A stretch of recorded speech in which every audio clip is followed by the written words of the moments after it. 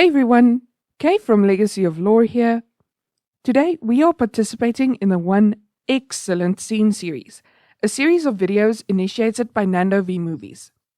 He approached a bunch of YouTubers and invited them to choose one scene from X-Men media and do a video on why it's great.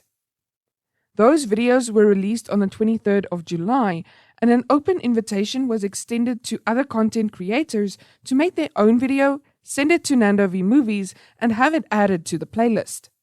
YouTubers who have already released their videos include, but are not limited to, Hello Future Me, Cinema Wins, NerdSync, High Top Films, Lessons from the Screenplay, Now You See It, The Take, and both Red and Blue from Overly Sarcastic Productions. The playlist is linked right here. Last time I checked, there were already 114 videos on the list.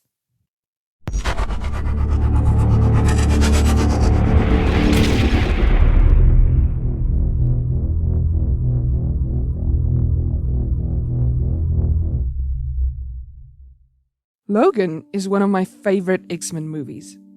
It's definitely not feel-good, but there are a number of badass scenes in it, including the scene where Laura's mutation is revealed, which was one of the other candidates for this video. And as mentioned by Cinema Wins, the film has more hope in it than one may initially realize. Upon rewatching some of the films in preparation for this video, I realized again why this film left an impression on me. It's well written, well paced, and beautifully shot. The music is spectacular, the acting is phenomenal, which you would expect from the likes of Hugh Jackman and Patrick Stewart. The fact that Daphne Keane could hold a candle to these two veteran actors in their well-worn roles is amazing, and the action is coherent and tense. The film makes you feel exactly what it wants you to feel when it wants you to feel it. For context, Logan deals with an older Wolverine whose healing factor has slowed down so significantly that his body can no longer keep his adamantium skeleton from poisoning him, and a Professor X who has a degenerative brain disease. It deals with a reality where Charles killed the X-Men during a seizure, and where Logan has become an alcoholic and ponders shooting himself in the head with an adamantium bullet. A lifetime of violence, pain, sorrow and loss has jaded him and made him miserable. He is no longer what he once was. We are introduced to a number of new characters, most prominent of which is Laura, or X-23, a female clone made using a damaged sample of Logan's DNA. She was born in a lab, raised to be a weapon, experimented on and enhanced, much like Logan had been. When the candidates from the X-23 program were deemed inefficient, their creators decided to kill the children. Some of the children's nurses helped them escape, and Gabriella, the nurse who ended up with Laura, found Logan and pleaded for his help in getting to a safe haven in North Dakota called Eden. While Logan initially tried to avoid involvement, he was eventually forced to take Charles and Laura and run from the group behind the X-23 program. The scene I chose to highlight is the scene where Laura and Logan have found her friends, and they're set to cross the border into Canada from Eden, where they gathered after escaping. We hear Logan grunt before we see him, sleeping. He's tossing and turning, grumbling in his sleep, and wakes with a snarl. Laura is watching him and says something in Spanish, repeating for Logan's benefit in English. You had a nightmare. Based on our usual experience with him as brash and distant, we would expect Logan to shrug it off or push back with a snarky retort. But instead, he pauses and replies in a quiet voice, "She will have nightmares." Logan chooses the gentle path and opens up to her. Before, he pulled away from her when they were burying Charles, and of course he would. Charles's death having reinforced his belief that everyone he cares about gets hurt. Now, he opens up instead and lets her get close. This is also one of the first signs that he's coming to see her as an equal.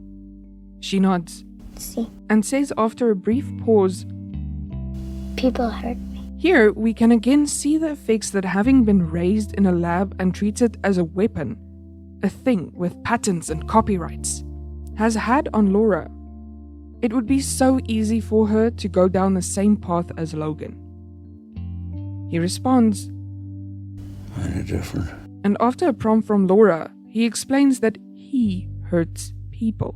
This is a fear that Logan has throughout the entire film, but after X-24, the literal embodiment of what Logan views as the Wolverine, the beast, the monster, killed a family of innocent bystanders and the one friend and family member Logan had left, it's unsurprising that this fear would re-emerge in his nightmares as well. She stands up, moves closer, pulls from her pocket the adamantium bullet that Logan had been carrying around with him, and says something in Spanish. Instead of acting with anger, as he did when confronted with the same thing by Caliban, he props himself up, looks at it, and says, You know what it is. He takes the bullet from her and says, It's made out of adamantium. That's what they put inside of us. That's why it can kill us. Probably what's killing me now. Anyway, I got this a long time ago, and I kept it as a reminder of what I am. Now I keep it to,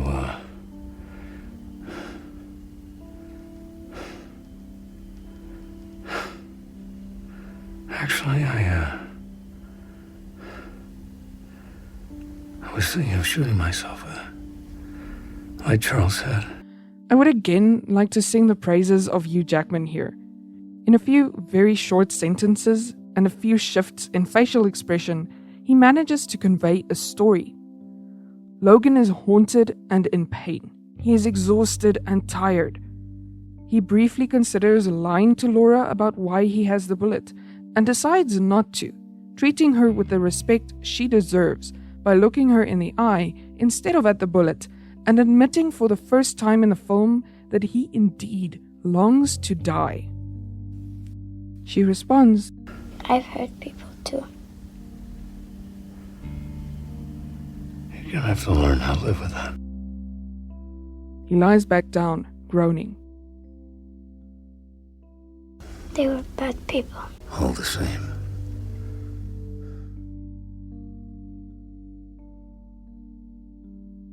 He falls asleep again, and she takes the bullet out of his hand. Logan doesn't care about the rationalizations that people may have for hurting other people. He hurt people to save himself, to save others. He hurt people by accident.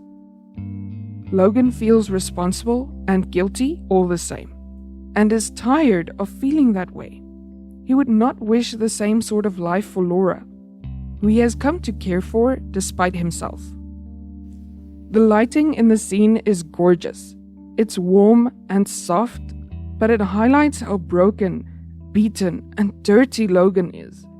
The scene is dark, but we can still clearly see the actors' expressions and their movements. We are not left wondering what is going on. The fact that most of the room is shrouded in darkness and the lighting focuses very much on the actors' faces indicates that their expressions are important to the scene. And indeed they are. The darkness surrounding them could be considered a metaphor for the dark world that these two characters find themselves in. We can see the characters, two lights, and the pole of the bed that Laura hides behind. In order, the characters could be considered light or rays of hope in each other's lives. The lights we see break the darkness, indicating that there is still hope. And the pole Laura hides behind could be interpreted as a flimsy shelter, like the shelter they are hiding in. Whether this was intentional or not, and whether I am reading too much into the lighting or not, is anyone's guess. This is one of a number of scenes that takes a moment. They're not running or fighting. This scene slows the pacing of the film for a moment and gives us some insight into the characters. The scene simply opens with the last notes of music from the previous scene, and then there are only the sounds of wildlife in the background while the two characters talk. Only when Logan falls back asleep do we get background music again. This helps the weight of the words hit home. It makes it more real. It makes it feel less fantastical. The film does not romanticize their lifestyles, unlike so many other superhero films. No matter what reasons Logan has had for hurting people, he has still hurt people and carries the guilt of that. A life of violence has led Logan into a life of pain and, to an extent, isolation. A life where the threat of death for those around him is a constant reality, and his earlier comment about the real world, people die. hints at this. Laura is walking the tightrope between these two lives. She has been hurt and she has hurt people, but she is not so far gone that she cannot change her path. By the end of the film, Logan tells her, You don't have to fight anymore. and that she shouldn't be what they made her. This is what Logan so desperately wanted for himself and can now give to her with his final sacrifice. She needs to learn to live with the fact that she has hurt people, but does not need to hurt anymore. Even if you hadn't watched any X-Men films before this scene establishes all of that in less than 3 minutes. And that is why it is one excellent scene. Hey guys, I would like to apologize for being late to this series. As some of you may know, I am a teacher in South Africa. Our schools have been opened and closed for different grades at different times with varying degrees of warning beforehand for a while now. I won't go into too much detail, but it's been rough and I'm definitely burnt out. So I believe you will all understand that I took a few days for myself before even starting to work on my entry for this series. Please check out the other videos on the playlist. A lot of big and small YouTubers put in a lot of effort, and your support will definitely mean a lot. Thanks to Mr. C, Ash, and Vlad for helping with this video as always. If you liked this video, leave a thumbs up and subscribe. Feel free to comment below if you think I missed anything or have ideas for future videos. Until next time, take care.